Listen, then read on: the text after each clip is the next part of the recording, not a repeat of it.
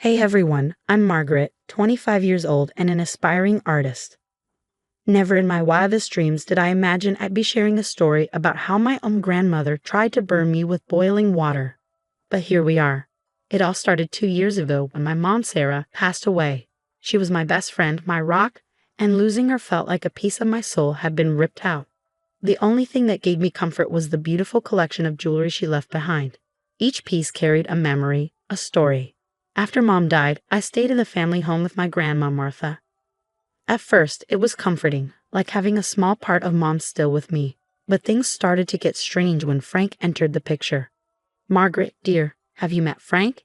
He's such a gentleman," Grandma said one day, smiling brightly. I forced a smile back. "Nice to meet you, Frank." Frank, a charming 60-year-old widower, started visiting more frequently. I wanted to be happy for Grandma, but something about him just didn't sit right with me. My best friend Zoe noticed too. One afternoon, over coffee, Zoe said, "Liv, don't you think it's time you got your own place? Your grandma's acting like a teenager with this Frank guy." I sighed. "I know, but I can't just leave her. Besides, all of Mom's stuff is still there." Zoe gave me a knowing look. "Your mom would want you to live your life, not babysit your grandma." She had a point, but I felt like I needed to stay. Work was my only escape. I'd been doing graphic design at a small firm, trying to save up for art supplies. That's when I met Ethan. "Hey Margaret, check out this design I'm working on," Ethan called out one day. I leaned over, catching a whiff of his cologne. "Wow, that's amazing. I wish I could create like that."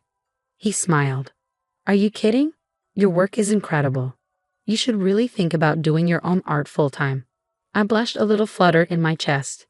Ethan saw the artist in me that I was trying to bring out, but every time I thought I was moving forward, something at home pulled me back. Like when I met Frank's son, Derek, at a family dinner. "So Margaret," Derek said, glancing between me and his dad. "How long have Frank and your grandma known each other?" I shrugged. "A few months, I guess." "Why?" His expression tightened. "No reason. Just curious." His tone made me uneasy, but before I could ask more, Grandma burst into the room. "I have wonderful news, everyone," she exclaimed, beaming. "Frank and I are getting married." The room fell silent, and it felt like I'd been punched in the stomach. "Married? Grandma, isn't this a bit sudden?" I asked, shocked. She waved me off. "Oh, pish-posh. When you know, you know." As everyone congratulated them, I couldn't shake the growing dread. Something was very wrong, and I had no idea how bad it was about to get. In the weeks following Grandma's engagement announcement, everything spiraled into chaos. One afternoon, I overheard her on the phone, her voice tense. "I'll get the money, I promise. Just give me more time." When I asked her about it, she snapped at me. "It's none of your business, Margaret. Can't an old woman have some privacy?" I backed off, but my suspicions only grew. Then things got worse. I noticed that Mom's antique locket was missing from my dresser. "Grandma, have you seen Mom's locket?" I asked, trying to keep calm. She avoided eye contact. "Oh, that old thing. I must have moved it while cleaning. Don't worry about it." But I was worried. I called Zoe in a panic. "Zoe, I think Grandma's up to something shady. Mom's jewelry is disappearing, and she's acting all secretive about money." Zoe paused. "That doesn't sound good. Liv, want me to dig around?" A few days later, Zoe called with some disturbing news. "Liv, you're not going to like this. Your grandma's drowning in debt. And that Frank guy? He's been known to cozy up to wealthy widows and disappear with their money." My stomach dropped. "Oh God, Zoe, what do I do?" She replied, "Keep your eyes open.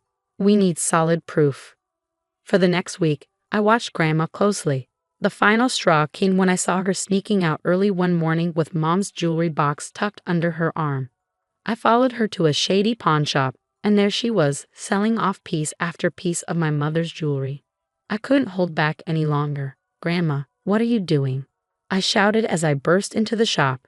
She turned, guilt and anger flashing across her face. "Margaret, you followed me. How could you?" "That's Mom's jewelry. It's all I have left of her." I cried, my voice trembling with hurt and anger. Her eyes hardened. "You don't understand. Frank and I need the money for our new life together. Your mother would have wanted me to be happy." By selling her memories, by lying to me, I was shaking with disbelief and rage. "You ungrateful child," she spat. After everything I've done for you.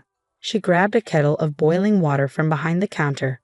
Before I could react, she hurled it at me. Searing pain exploded across my arm and shoulder, and I screamed, stumbling backward into a glass display case, the shattering glass mixing with my cries of agony.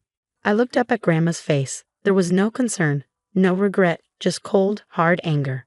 As I crumpled to the floor, clutching my burned arm, one thought crystallized in my mind. The grandmother I had known and loved was gone. In her place stood a stranger, someone who had shattered the last shred of trust between us. The pawn shop owner rushed back in, yelling about calling an ambulance, but my focus was on Grandma Martha, gathering up the jewelry with trembling hands. In that moment, as the searing pain threatened to pull me under, I made a silent vow. This betrayal wouldn't break me. It would be the fuel I needed to reclaim my life and my mother's legacy, no matter the cost. The next few weeks were a blur of hospital visits, police reports, and tears. The burns on my arm and shoulder were healing, but the emotional scars, those ran deep. Zoe was my rock. You're staying with me, she insisted, helping me pack up my things from Grandma's house. No arguments. I didn't have the energy to fight her. As we loaded the last box into Zoe's car, Grandma Martha came out, her voice trembling. Margaret, please, can we talk? I couldn't even look at her. There's nothing to talk about. You made your choice. A few days later, I got a surprising call from Derek, Frank's son. Margaret, it's Derek. I heard what happened, and I'm so sorry. There's something you need to know about my dad. We met at a coffee shop, and Derek laid it all out. Frank had a history. Charming wealthy widows, draining their bank accounts and disappearing without a trace. Grandma Martha was just his latest target. I've tried to stop him before, Derek said, his voice heavy with guilt. But he always weasels out of it. Maybe this time, with your help, we can finally put an end to it. I hesitated. I'm not sure I can handle any more drama. But Zoe, ever the fighter, wasn't about to let it go. We can't let them get away with this, Liv. We need a plan. Over the next week, we devised a scheme. Derek would play along with Frank's plan, pretending to help with the wedding, while we worked with the pawn shop owner to set up a sting operation. I feel bad for ratting out your grandma, the pawn shop owner admitted when we approached him. But what she did to you, that ain't right. As we fine-tuned the plan, Ethan was my steady support. He'd come over after work, bringing food and offering a shoulder to lean on. But I found myself pulling away. The fear of being hurt again was overwhelming. One night, as we sat on Zoe's couch, Ethan reached for my hand. I flinched. Liv, talk to me, he said, his voice pleading. What's going on in that head of yours? I couldn't meet his eyes. I'm sorry, Ethan. I can't. Everyone I've trusted has betrayed me. My own grandmother tried to. I choked up, unable to finish the sentence. Ethan's voice was soft. I'm not them, Margaret. I would never hurt you like that. That's why I thought about Grandma, too, I whispered. The hurt in his eyes was clear, but he didn't push. I understand. Just know I'm here. Okay, whatever you need. The day of the sting operation arrived.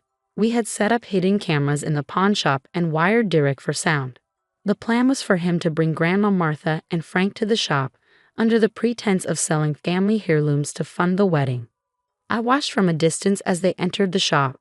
Grandma clutched her purse tightly, and Frank's arm was draped around her shoulders. But even from where I stood, I could see the predatory glint in his eyes. As the door closed behind them, I took a deep breath. Whatever happened next would change everything. I just hoped we were ready for it. The day of reckoning finally arrived, and I stood in the back of the packed courthouse, heart racing as the judge read out the verdict. Frank's smug smile vanished as the words *guilty on all counts* echoed through the room. After the trial, I left my grandmother's house for the last time, finishing the final bit of packing. As I glanced up, I saw Grandma watching from the window. Our eyes met briefly before she quickly drew the curtains. That was the last time I ever saw her. With the nightmare behind me, I threw myself into my art. The pain, the betrayal, the healing, it all poured out onto my canvases. Ethan was by my side through it all. One night, as he studied my latest piece, he said, "These are incredible, Liv. You're turning your pain into something beautiful." I leaned into him, feeling safe for the first time in months. I couldn't have done it without you. Zoe, always the unstoppable force, helped me set up my own studio. This is just the beginning, she declared as we painted the walls together. You're going to be huge, Liv. I can feel it. And she was right. My first small exhibition sold out in a week. Then came a feature in a local art magazine, and before I knew it, galleries in the city were calling. The night of my exhibition opening, I looked around at the vibrant crowd, at my art lining the walls, and at Ethan smiling proudly from across the room. Asterisk to new beginnings, asterisk, I whispered to myself, raising my glass. And to the family we choose. The pain of betrayal had forged me into something stronger, something unbreakable. As I clinked glasses with my friends, I silently thanked the hardships that had led me here. They hadn't broken me, they had set me free. Now I have a question for you. If you were in my shoes, would you ever forgive Martha for what she did? Is there a line that, once crossed, makes reconciliation impossible, even with family? Share your thoughts in the comments below.